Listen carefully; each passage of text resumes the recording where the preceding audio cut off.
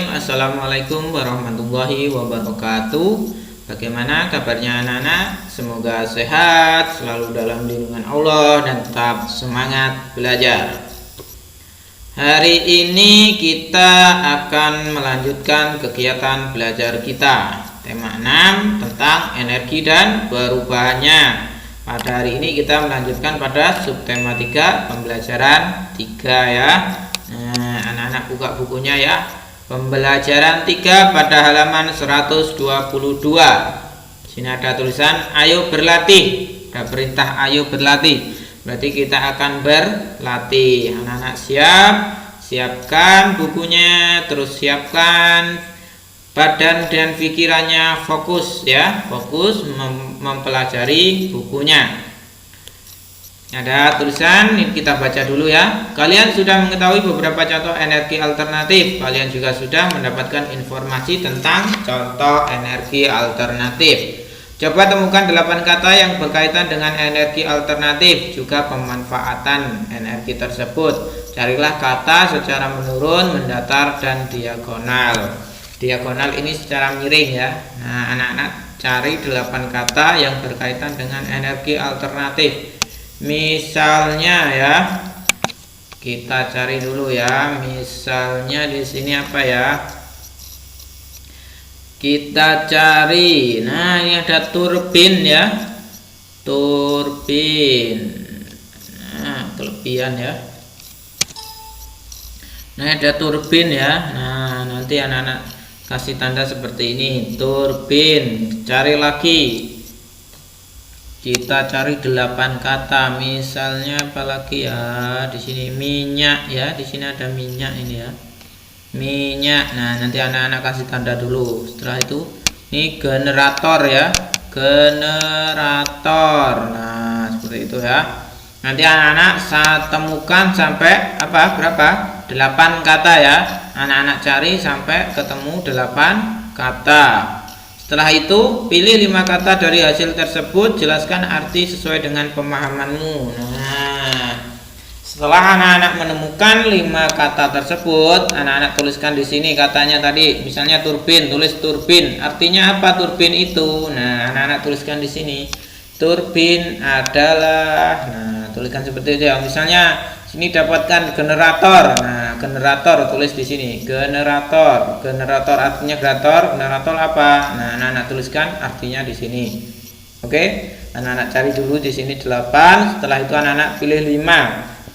Dari 5 kata tersebut, anak-anak tuliskan artinya di sini. Oke? Ya. Gerak air termasuk salah satu energi alternatif. Semakin kuat gerak air, semakin besar pula energi yang dihasilkan. Tentang gerak air ya. Gerak air digunakan untuk menggerakkan turbin atau kincir. Nah, turbin itu ada atau kincir. Kincir yang ada di waduk yang digunakan apa? Pada PLTA ya, pembangkit listrik tenaga air.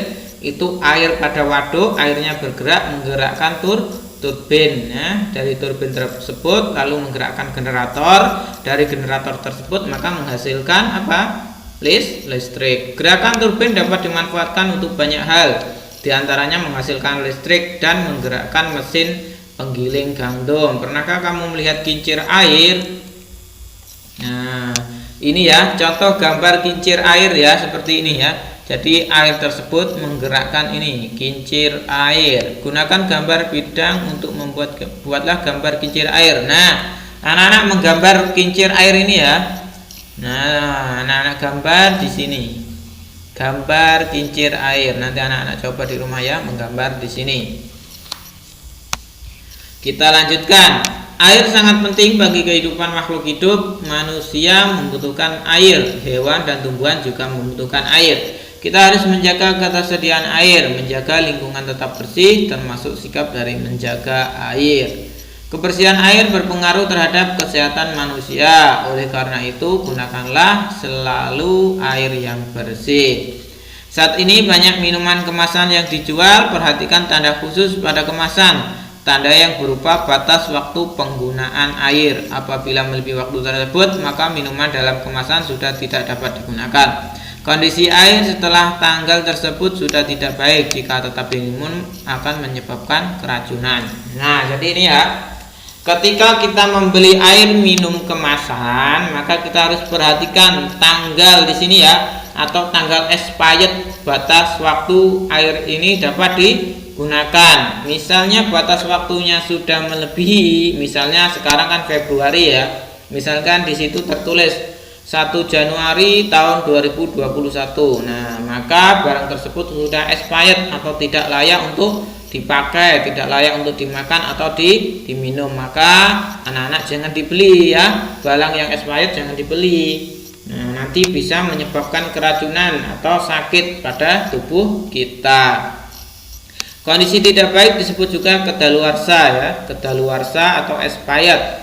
Perhatikan gambar berikut, lihatlah tanda. Nah, ini di sini ini ada tanda ya. Tandanya apa? 8708. Artinya minuman ini sudah tidak bisa digunakan pada tanggal 18 bulan 7 tahun 2008. Ya, kita lihat ya. Nah, ini ya. Contoh gambarnya seperti ini. Ini di sini ada tulisannya 180708. Artinya apa? Sebaiknya digunakan sebelum tanggal 18 bulan Juli tahun 2008. Nah, kalau sudah melebihi tanggal, bulan, dan tahun ini, anak-anak menemukan barang ini melebihi tahun ini, berarti ini sudah tidak layak untuk dibeli atau dimakan ya, tidak layak untuk ini. Jadi harus kita tinggalkan. Ada kemasan yang menunjukkan waktu secara lengkap. Ada juga kemasan yang tidak lengkap menunjukkan waktu penggunaan. Jadi itu ya. Jadi anak-anak ketika membeli minuman atau makanan di toko, anak-anak harus perhatikan tanda kedaluarsanya. Anak-anak cari tulisannya kecil di situ pada barang tersebut ya. Anak-anak pahami, jika sudah melebihi waktu kedaluarsanya atau waktu expired, anak-anak jangan beli barang tersebut ya, karena bisa berbahaya untuk kesehatan tubuh kita. Amati contoh berikut. Kemasan ini menunjukkan hari, bulan, dan tahun. Kemasan ini hanya menunjukkan bulan dan tahun. Jadi ada yang menunjukkan secara lengkap, ada yang singkat ya, ada hanya menunjukkan bulan dan tahunnya saja. Cobalah berlatih mengamati waktu penggunaan waktu pada kemasan berikut ini. Nah, ini ada ya. Ini ada contoh-contoh minuman dengan tanda expired kecil di sini. Nanti anak-anak lihat di bukunya ya. Ini anak-anak lihat, anak-anak amati. Kira-kira ini expirednya atau kedaluarsanya kapan? Minuman tersebut baik digunakan sebelum. Nah, anak-anak isi tanggal dan tahun, tanggal, bulan, dan tahun yang ada di sini. Nah, tuliskan, anak-anak tuliskan di sini. Seperti ini ya. Jadi ada yang lengkap seperti ini, ada juga yang hanya bulan dan tahun seperti ini. Nah, ini tugas anak-anak nanti mengamati ini ya. A, B, C, mengamati tanggal kedaluarsanya ini ya. Nah, ada banyak contohnya. Jika hari ini bulan Oktober tahun 2017, berapa bulan sisa waktu untuk minuman tersebut? Nah, nanti anak-anak hitung ini ya. Nah, seperti ini ya. Nah, anak-anak pahami dulu, anak-anak lihat tanda kedaluarsanya ini, kecil ini, nanti dibuka di bukunya. Perhatikan batas waktu penggunaan makanan dan minuman agar kita terhindar dari bahaya makanan atau minuman yang kedaluarsa. Berbahaya untuk kesehatan. Makanan atau minuman yang kedaluarsa tidak dapat memberi energi bagi tubuh. Nah, itu ya.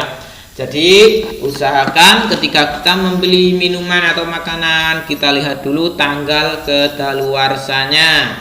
Jangan sampai kita makan dan minum makanan yang kedaluarsa. Kenapa? Karena sangat berbahaya untuk kesehatan tubuh. Oke ya.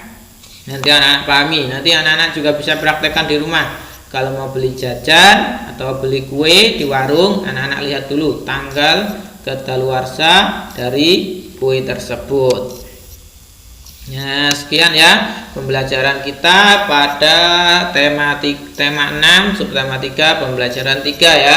Tadi kita mempelajari energi alternatif ya, membuat kalimat dari kata-kata energi alternatif yang sudah kita pelajari. Dan kita juga mempelajari tentang apa?